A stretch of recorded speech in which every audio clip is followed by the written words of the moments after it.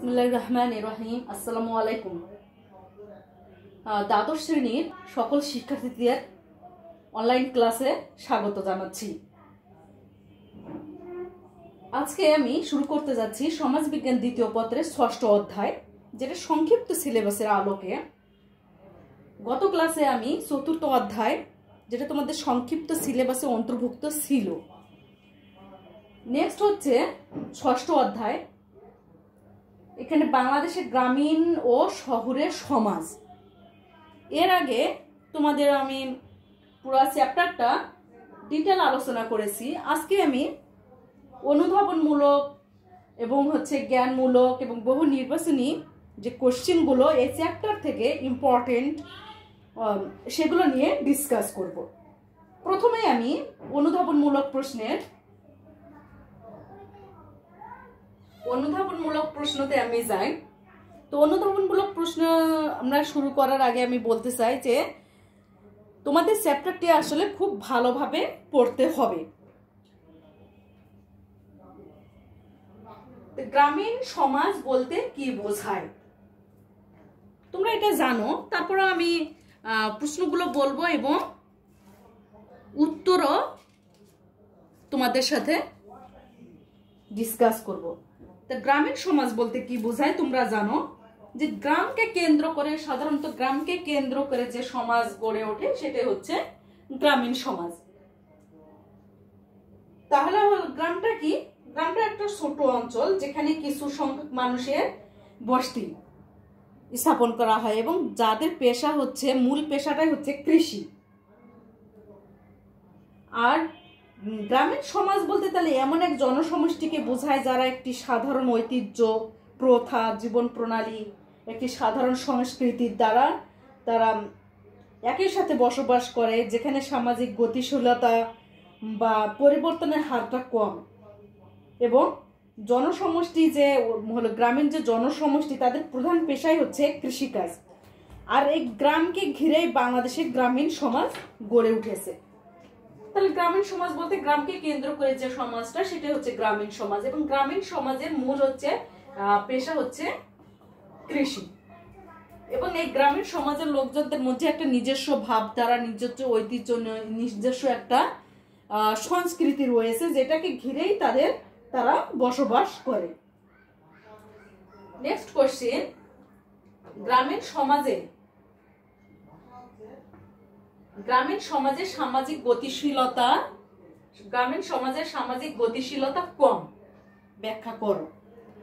আমরা জানি যে গ্রামীণ সমাজে গতিশীলতা এবং পরিবর্তনের হারটা তুলনামূলক কম, কারণ এখানে সুনির্দিষ্ট সামাজিক পরিস্থিতির ভিতর মানুষ একটা জীবন যাপন করে। গ্রামীণ সমাজের যে জীবনযাপন প্রণালী, তারা একটা নির্দিষ্ট পরিস্থিতির মধ্যে তারা বসবাস করে। এবং যেহেতু সামাজিক গতিশীলতা তাদের নির্ভর করে হলো কৃষির উপর, কিন্তু গ্রামীণ সমাজের সামাজিক গতিশীলতা সাধারণত কৃষির উপর ডিপেন্ড করে। কিন্তু সামাজিক গতিশীলতা যদি বৃদ্ধি পেতে হয়, তাহলে পেশার পরিবর্তন এবং প্রযুক্তিগত একটা উন্নয়নের উপর কিন্তু এই সামাজিক গতিশীলতা বৃদ্ধি পায়। যেহেতু গ্রামীণ সমাজের পেশাটাই হচ্ছে কৃষি এবং কৃষির উপর নির্ভর করেই তাদের গ্রামীণ সমাজের সামাজিক গতিশীলতা, এই জন্যই দেখা যাচ্ছে সামাজিক গতিশীলতা গ্রামীণ সমাজে তুলনামূলক কম। এছাড়াও গ্রামীণ সমাজে প্রযুক্তিগত একটা উন্নয়নের ছোঁয়া কম, সেজন্য সামাজিক গতিশীলতা অনেকাংশে কম। শহরের সমাজের সামাজিক মিথস্ক্রিয়ার প্রকৃতি কিরূপ? শহরের সমাজের সামাজিক মিথস্ক্রিয়ার প্রকৃতি কিরূপ, ব্যাখ্যা করো। শহরের সমাজের সামাজিক মিথস্ক্রিয়ার যে সুযোগ, মিথস্ক্রিয়া অর্থ কি? পারস্পরিক যে মিলামেশার মাধ্যমে যে সম্পর্কটা গড়ে ওঠে, সেটা হচ্ছে মিথস্ক্রিয়া। সেটা হলো শহরের সমাজে কিন্তু অনুপস্থিত, সেখানে হচ্ছে মিথস্ক্রিয়ার সুযোগটা তুলনামূলক কম। বাংলাদেশের শহরের সমাজ সাধারণত কি হয়? অনেক বড় হয় এবং জনসংখ্যাও বেশি হয়, ফলে পারস্পরিক যে মানুষের মধ্যে মিথস্ক্রিয়ার সুযোগটা কিন্তু কম। কারণ শহরের মানুষরা কি হয়, তারা সাধারণত কমার্শিয়াল হয়, মানে যান্ত্রিক এবং আর্টিফিশিয়াল প্রকৃতির হয়। পরস্পরের মধ্যে কিন্তু তেমন আলাপ আলোচনা কিন্তু হয় না, ফলে তাদের মধ্যে একটা সামাজিক দূরত্ব থেকে যায়। সেজন্য শহরের সমাজে সামাজিক মিথস্ক্রিয়ার প্রকৃতিটা অনেকাংশে কম। গ্রাম ও শহরের রাজনীতি চর্চার তুলনা করে। গ্রাম সমাজের রাজনীতি এবং শহরের সমাজের রাজনীতি কি রূপ, সেটার একটা তুলনামূলক যদি আমরা চিত্র দেখি, আমরা দেখি যে বাংলাদেশের গ্রামের তুলনায় কিন্তু শহরের মানুষ বেশি রাজনীতি সচেতন। কিন্তু বর্তমানে দেখা যাচ্ছে রাজনীতি চর্চার ক্ষেত্রেও কিন্তু গ্রামও এগিয়ে আছে। গ্রাম অঞ্চলের রাজনীতি অনেকাংশে কিন্তু পরিবার দ্বারা প্রভাবিত হয়। সেখানে প্রভাবশালী পরিবারের লোকজনকে বংশ পরম্পরায় তারা কি রাজনীতির সাথে যুক্ত হতে দেয়। দেখা যাচ্ছে চেয়ারম্যানের ছেলের পরবর্তীতে তারাই কিন্তু রাজনীতিতে অংশগ্রহণ করে। এবং গ্রামীণ জীবনের তুলনায় শহরের সমাজে রাজনীতি চর্চা বেশি হয়ে থাকে। এখানে মানুষ নিজ দক্ষতায় রাজনীতি চর্চা করে থাকে। আর শহরাঞ্চলের জনগণ প্রধানত জাতীয় রাজনীতির সাথে সম্পৃক্ত হয়।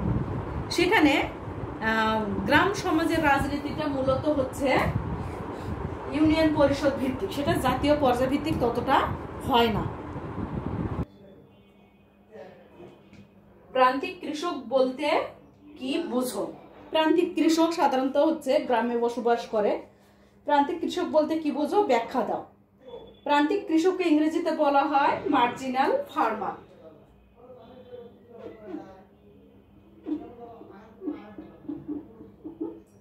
Marginal farmer. প্রান্তিক কৃষক কাকে বলে?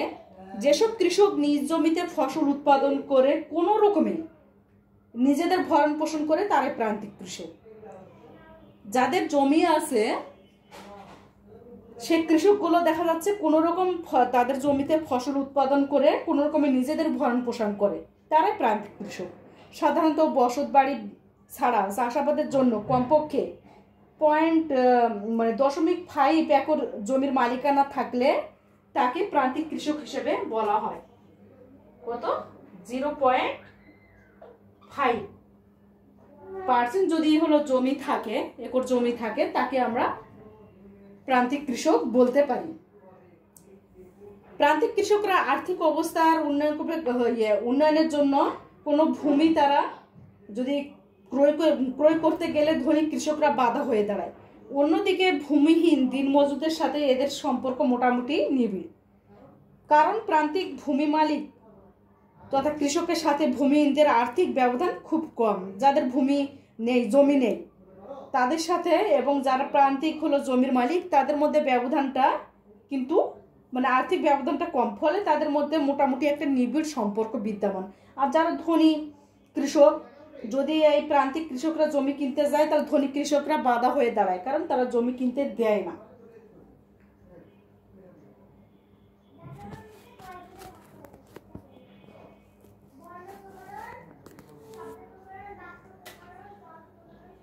গ্রামীণ সমাজের সামাজিক স্তরবিন্যাস কিরূপ ব্যাখ্যা করো? গ্রামীণ সমাজের সামাজিক স্তরবিন্যাস কিরূপ ব্যাখ্যা করো? বাংলাদেশে গ্রামীণ সমাজের স্তরবিন্যাস একটা খুব গুরুত্বপূর্ণ, কারণ গ্রামীণ সমাজের মর্যাদা হলো মানে পরিমাপ করা হয় দুইভাবে, একটা আরোপিত মর্যাদা আর একটা অর্জিত মর্যাদা। আরোপিত মর্যাদাটা কি? আরোপিত মর্যাদা প্রদানের প্রক্রিয়া এখনো বাংলাদেশের গ্রামীণ সমাজে ক্রিয়াশীল। যেমন মধ্যযুগের মুসলিম শাসনামলে দুটি মর্যাদা সম্পন্ন শ্রেণী বিভাগ গ্রামে প্রচলিত ছিল। এগুলো হচ্ছে আশরাফ এবং আত্রা।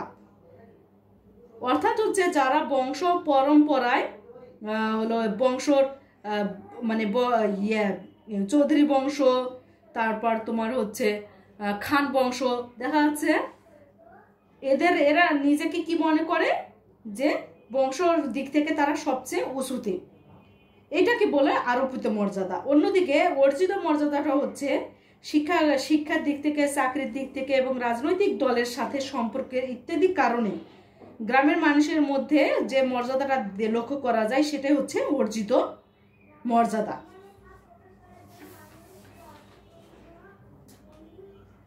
আর নগর সমাজের সামাজিক স্তরগুলো কি কি সেটা যদি ব্যাখ্যা করতে হয়, কি বলে, ক্ষমতার ভিত্তিতে নগর সমাজের সামাজিক স্তরগুলো কি কি বর্ণনা করো। ক্ষমতার ভিত্তিতে নগর সমাজের স্তরগুলো হচ্ছে শাসক এলিট, অশাসক এলিট, চাপ সৃষ্টিকারী দল। শাসক এলিটটা কি, যে শাসক এলিট তারাই যারা শাসন ক্ষমতায় থাকে, যেমন যারা সরকারে আছে ক্ষমতাসীন রাজনৈতিক দলে হচ্ছে শাসক এলিট। আর অশাসক এলিট হচ্ছে সমাজের শীর্ষ অবস্থান করে কিন্তু তাদের মানে শাসন করার ক্ষমতাটা থাকে না, যেমন বিরোধী দল, বিরোধী রাজনৈতিক দল। আর চাপ সৃষ্টিকারী দলটা হচ্ছে কি, চাপ সৃষ্টিকারী দল সময় রাজনৈতিক দল না হলেও দেশের আর্থসামাজিক এবং রাজনৈতিকের গতি প্রকৃতি নির্ধারণে শাসক গোষ্ঠীর উপর, সরকারের উপর একটা চাপ সৃষ্টি করতে পারে বা করতে সক্ষম। এটা কি বলছে চাপ সৃষ্টিকারী দল।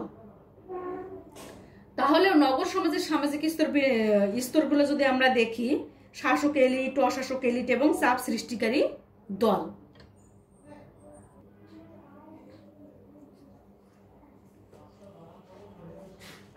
গ্রামীণ ক্ষমতা কাঠামো বলতে কি বোঝায়, ব্যাখ্যা করো। গ্রামীণ ক্ষমতা কাঠামো বলতে কি বোঝায়, ব্যাখ্যা করো। গ্রামীণ ক্ষমতা কাঠামোটা কি? গ্রামীণ ক্ষমতা কাঠামো বলতে বোঝায় যে ব্যবস্থা বা প্রক্রিয়ার মধ্যে দিয়ে গ্রামে ক্ষমতার বিকাশ ও প্রয়োগ ঘটে, সেটি হচ্ছে গ্রামীণ ক্ষমতা কাঠামো। তো বাংলাদেশ ব্যাংকের প্রাক্তন গভর্নর ও অর্থনীতিবিদ ডক্টর আতিউর রহমান বলেন যে শ্রেণী সমূহের অবস্থান ও পারস্পরিক সম্পর্ক এবং সামাজিক ও অর্থনৈতিক কর্মকাণ্ডে তাদের ভূমিকার প্রেক্ষাপটে গ্রামীণ সমাজে সামাজিক শক্তি সমূহ যে কাঠামোর মধ্যে দিয়ে বিকশিত হয় তাকে গ্রামীণ ক্ষমতা কাঠামো বলা যেতে পারে। ফর এক্সাম্পল, যে জমির মালিক এবং বর্গা চাষিদের পারস্পরিক সম্পর্কের ভিত্তিতে উভয় শ্রেণী কিন্তু ক্ষমতা কাঠামোর অংশ। প্রখ্যাত সামাজিক নৃবিজ্ঞানী AKM আমিনুল ইসলাম গ্রামীণ ক্ষমতা কাঠামোর 4টি উপাদান উনি কথা বলেছেন। উপাদানগুলো হচ্ছে ভূমির মালিকানা, জাতিগোষ্ঠীর প্রভাব, ধর্মীয় গোষ্ঠীর নেতৃত্ব এবং জনগণ কর্তৃক নির্বাচিত স্থানীয় সরকারের সদস্য। তারাই হচ্ছে গ্রামে আসলে নেতৃত্ব দিয়ে থাকে এবং গ্রামীণ ক্ষমতা কাঠামোতে তাদের একছত্র দাপট। নেক্সট কোশ্চেন হচ্ছে গ্রামীণ সমাজে বংশমর্যাদা ভূমিকা কি রূপ, ব্যাখ্যা করো। বংশমর্যাদা গ্রামীণ ক্ষমতা কাঠামোর একটি সনাতন উৎস, কারণ গ্রামীণ ক্ষমতা কাঠামোতে একটি বড় বংশের নেতৃত্ব খুবই গুরুত্বপূর্ণ। গ্রামীণ সমাজে যাদের বংশের সকলে শিক্ষিত এবং প্রভাবশালী, যাদের আত্মীয় স্বজন আছে, তারা কিন্তু ক্ষমতাবান। আবার একটি বড় অংশের নেতৃত্ব মানে ব্যাপক জনগোষ্ঠীর উপর নিয়ন্ত্রণ। এটি অনেকগুলো গোষ্ঠীর সাথে সংযোগ স্থাপনের ক্ষেত্রেও একটা গুরুত্বপূর্ণ ভূমিকা রাখে। গ্রামীণ ক্ষমতা কাঠামোর অন্যতম উপাদান হলো ভূমি।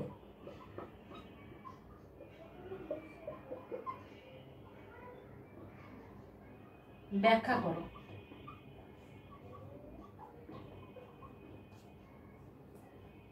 গ্রামীণ ক্ষমতা কাঠামোর অন্যতম উপাদান হলো ভূমি বা জমি, ব্যাখ্যা করো। তোমরা জানো যে ভূমি বাংলাদেশের গ্রামীণ সম্প্রদায়ের অন্যতম একটা আর্থিক সম্পদ হিসেবে বিবেচিত হয়, কারণ বাংলাদেশের গ্রামীণ সমাজটা কৃষিভিত্তিক এবং এই কৃষিভিত্তিক অর্থনীতি বলে কিন্তু গ্রাম সমাজে ক্ষমতা কাঠামোর যে প্রকৃতিটা, সেটা কিন্তু ভূমি একটা সক্রিয় উপাদান হিসেবে কাজ করে। এই জমি গ্রামের ব্যক্তি এবং পরিবারের সামাজিক অবস্থান, মর্যাদা এবং প্রতিপত্তি বৃদ্ধি করে, ফলে জমির মালিকানা ক্ষমতা বৃদ্ধিতে সাহায্য করে। সর্বোপরি এই ভূমি মালিকানা গ্রামীণ সমাজে একজন ব্যক্তির ক্ষমতার একটা নির্দেশক হিসেবে বিবেচিত হয়।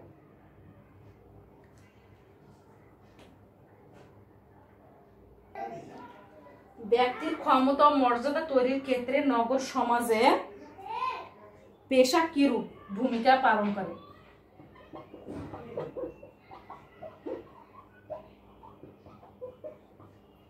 পেশা কিরূপ ভূমিকা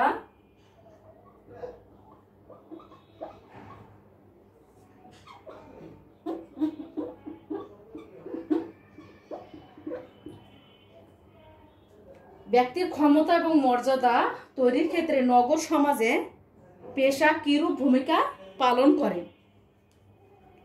বা ভূমিকা রাখে?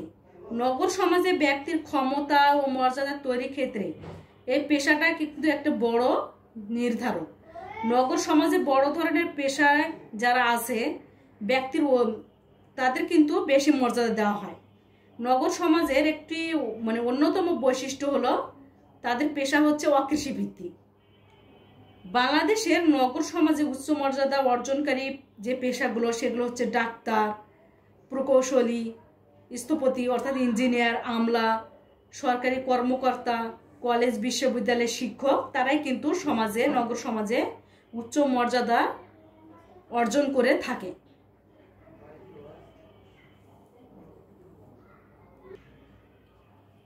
চাপ সৃষ্টিকারী দল বলতে কি বোঝো? তোমরা চাপ সৃষ্টিকারী দল এই কথাটা শুনেছো। এই চাপ সৃষ্টিকারী দলটা বলতে আসলে কি বোঝায়? যে চাপ সৃষ্টিকারী দল বলতে একটি সংগঠিত জনসমষ্টিকে বোঝায় যারা সাধারণত দেশের আর্থসামাজিক ও রাজনৈতিক পর্যবেক্ষক। তারা বিশেষ বিশেষ সময়ে বা ক্ষেত্রে নিজেদের গণতান্ত্রিক তথা মৌলিক অধিকার বলে বিভিন্ন বিষয়ের উপর মন্তব্য প্রকাশ করে এবং বিবৃতি প্রদান করে এবং সাক্ষাৎকার দেয়। আমাদের নগর সমাজ কাঠামোর ক্ষমতা বিন্যাসের ক্ষেত্র এবং নেতৃত্বের গতি প্রকৃতি ইত্যাদি নির্ধারণে কিন্তু চাপ সৃষ্টিকারী দলের একটা ভূমিকা রয়েছে। বাংলাদেশের বুদ্ধিজীবী সমাজ চাপ সৃষ্টিকারী দলের একটা উৎকৃষ্ট উদাহরণ। সুশীল সমাজ এটাও উদাহরণ। শিক্ষার্থীরা, এটা গেল মোটামুটি অনুধাবনমূলক কোশ্চিন। এছাড়াও অনুধাবনমূলক কোশ্চিন আরও আসতে পারে যে ক্ষমতার ভিত্তিতে নগরের স্তর বিন্যাস, যেটা বললাম যে বর্গাচাষী শহরের ক্ষমতা কাঠামো গ্রামীণ ক্ষমতা কাঠামো থেকে ভিন্ন, যেটা তুলনামূলক আমরা বললাম। যে গ্রামীণ শহরের সমাজ বলতে কি বোঝায়, আবার গ্রামীণ সমাজের সামাজিক সম্পর্কের প্রকৃতি ব্যাখ্যা করো। বাংলাদেশের গ্রামীণ সমাজের জনসংখ্যা কাঠামো ব্যাখ্যা করো। আবার গ্রামীণ ক্ষমতা কাঠামোর উপর আধুনিক প্রযুক্তির প্রভাব ব্যাখ্যা করো। এগুলো তোমাদের অনুধাবনমূলক কোশ্চেনগুলোর মধ্যে অন্যতম। শিক্ষার্থীরা, আমি জ্ঞানমূলক কোশ্চেনগুলো যেহেতু অনেক বোর্ডে না লিখে তোমাদের মুখে মুখে বলছি, যে এই ৬ষ্ঠ অধ্যায় বাংলাদেশের গ্রামীণ ও শহরের সমাজে এই চ্যাপ্টার থেকে যে জ্ঞানমূলক কোশ্চেনগুলো, যে গ্রাম কি, সমাজবিজ্ঞানী জে.বি. কোপ গ্রামকে কয়টি শ্রেণীতে ভাগ করেছেন, কোনটি মানব সভ্যতার প্রাচীনতম সমাজ ব্যবস্থা, গ্রামীণ সমাজ মানব সভ্যতার প্রাচীনতম সমাজ ব্যবস্থা,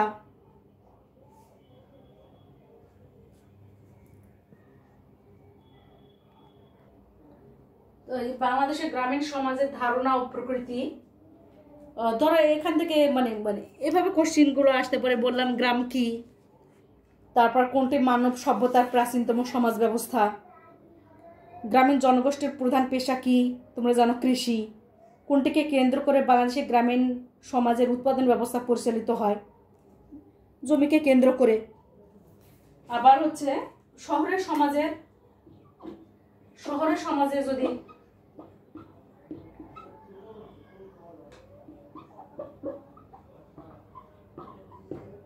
শহরের সমাজের প্রকৃতি ও ধারণা।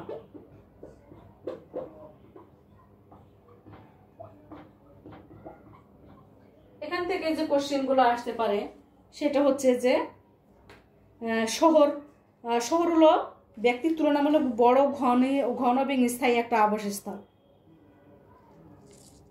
আবার নগর কাকে বলে, বাংলাদেশের কত শতাংশ মানুষ শহরে বসবাস করে, প্রায় 24% মানুষ শহরে বসবাস করে। কারা ধর্মকে একটি আনুষ্ঠানিক বিষয় হিসেবে মনে করে? শহরের সমাজে দেখা যাচ্ছে তারা ধর্মকে একটা আনুষ্ঠানিক একটা বিষয় হিসেবে মনে করে। জনসংখ্যার ঘনত্বটা শহরে কিন্তু সবচেয়ে বেশি এবং সামাজিক গতিশীলতাও কিন্তু শহরে বেশি। এবং এই গ্রামীণ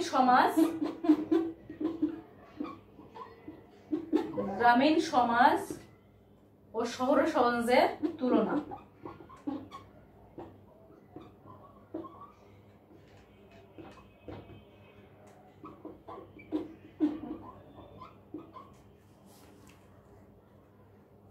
যে কারা মূলত শহরের আকার বৃদ্ধি করে?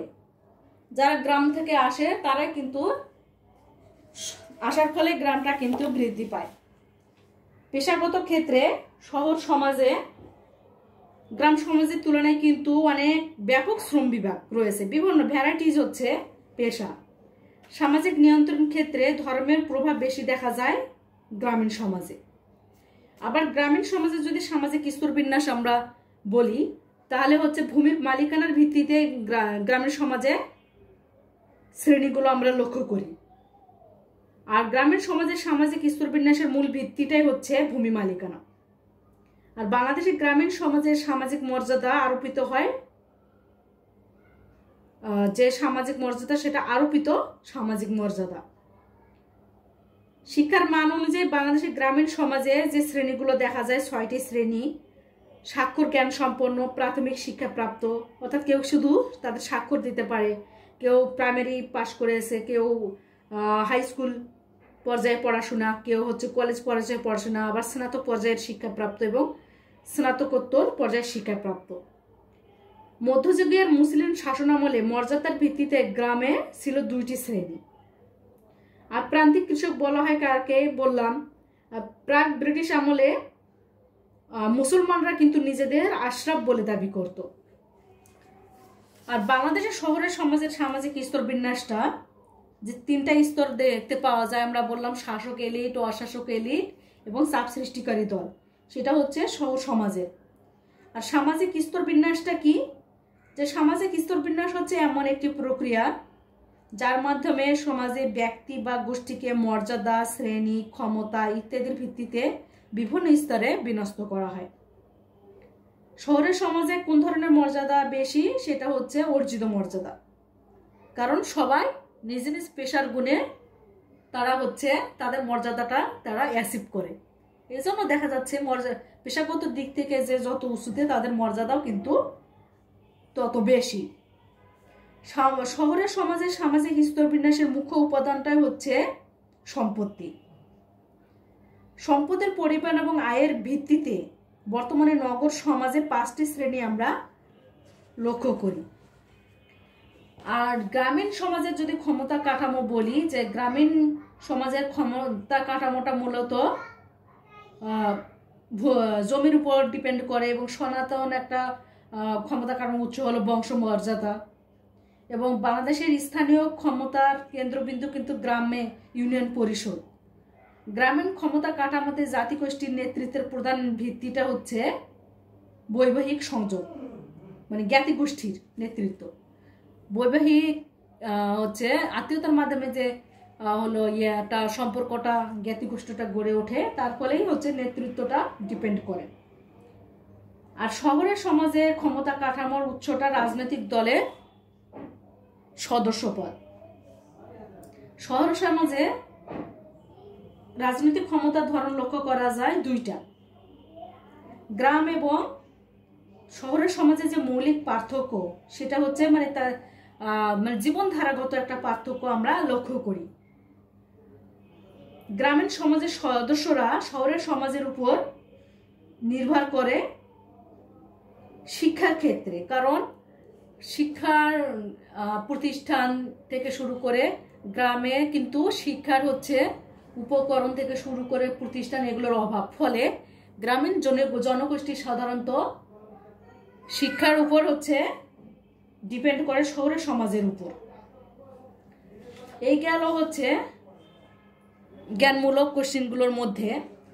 আর বহু নির্বাচনী কোশ্চিন আসতে পারে যে যেসব কৃষক নিজ জমিতে চাষাবাস করে কোনো রকম নিজেদের ভরণ পোষণ করে তাদেরকে কি বলে জানো তোমরা? প্রান্তিক কৃষক। প্রাক ব্রিটিশ আমলে কারা নিজেদের আশরাফ বা অভিজাত বলে দাবি করে? মুসলমানেরা। ক্ষমতাবিহীন সমাজের শীর্ষে অবস্থান করে গোষ্ঠীকে কি বলে? অশাসকেরই। বাংলাদেশের শহরের সমাজে শিক্ষার ক্ষেত্রে বৈষম্য বৃদ্ধির কারণ হচ্ছে অর্থনৈতিক বৈষম্য, সামাজিক বৈষম্য, রাজনৈতিক বৈষম্য, বিভিন্ন ধরনের শিক্ষা ব্যবস্থা। বিভিন্ন ধরনের শিক্ষা ব্যবস্থায় কিন্তু শহরের সমাজের শিক্ষার ক্ষেত্রে একটা বৈষম্য বৃদ্ধি করে। গ্রামে যে মাথাপিছু জমি কমছে কেন? কারণ যৌথ পরিবার ভেঙে গিয়ে কৃষি নির্ভর জনসংখ্যা বৃদ্ধি পাওয়ার ফলে কিন্তু গ্রামের মাথাপিছু জমি কমছে। এছাড়াও দেখা যাচ্ছে নগর সমাজের বৈশিষ্ট্য পড়তে হবে। গ্রামীণ সমাজে ঐতিহ্য এবং ঐক্য পরিলক্ষিত হয় কিসের ভিত্তিতে?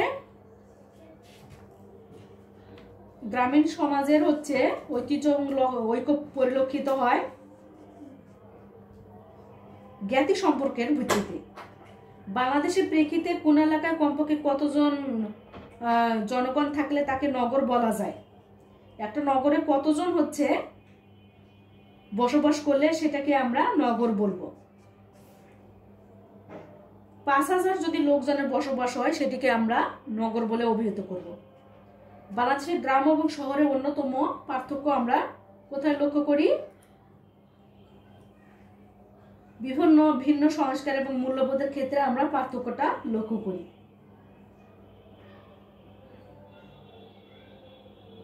কৃষি পেশা এবং অকৃষিজ পেশা এক্ষেত্রে কিন্তু গ্রাম এবং শহর সমাজের প্রধান একটা পার্থক্য আমরা দেখতে পাই।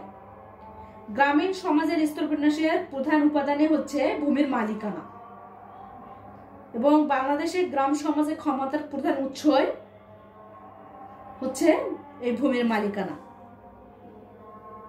বাংলাদেশের শহরে ক্ষমতা কাঠামোর অন্যতম উপাদান হচ্ছে সম্পত্তি। গ্রামীণ সমাজের বৈশিষ্ট্যগুলো আমরা কি দেখি? স্থানীয় প্রশাসন ব্যবস্থা, আবেগীয় সামাজিক সম্পর্ক, এগুলোই কিন্তু গ্রামীণ সমাজের একটা বৈশিষ্ট্য। আর শহরের সমাজের বৈশিষ্ট্যটা হচ্ছে সীমিত এলাকায় ঘনবসতি, অনেক লোক বসবাস করে, অকৃষিজ পেশা শহরের সমাজের, জাঁকজমকপূর্ণ আবাসস্থল। গ্রামে এবং শহরের স্তরবিন্যাসের ক্ষেত্রে যে উপাদানগুলো অপরিহার্য সেগুলো হচ্ছে ভূমি এবং বংশমর্যাদা, ক্ষমতা ও মর্যাদা, এগুলো হচ্ছে গ্রাম ও শহরের স্তরবিন্যাসের ক্ষেত্রে মূল উপাদান। গ্রামীণ বাংলাদেশের ক্ষমতা লাভের অভ্যন্তরীণ উৎস হচ্ছে ইউনিয়ন পরিষদের নিয়ন্ত্রণ ক্ষমতা এবং রাজনৈতিক দলের সদস্য পদ লাভ। এগুলোই হচ্ছে গ্রামীণ বাংলাদেশের ক্ষমতা লাভের একটা উৎস। তো মোটামুটি সব কোশ্চেনে কিন্তু আমি বলে দিলাম এই চ্যাপ্টারে। আশা করি তোমরা এই কোশ্চেনগুলো যদি খুব ভালোভাবে পড়ো তাহলে এখান থেকে আর তোমাদের কোনো কোশ্চেন পড়তে হবে না এক্সট্রা, আমার মনে হয়। এই গেল এই চ্যাপ্টারের মূল আলোচ্য বিষয়। শিক্ষার্থীরা আজকে এই পর্যন্তই। আল্লাহ হাফেজ।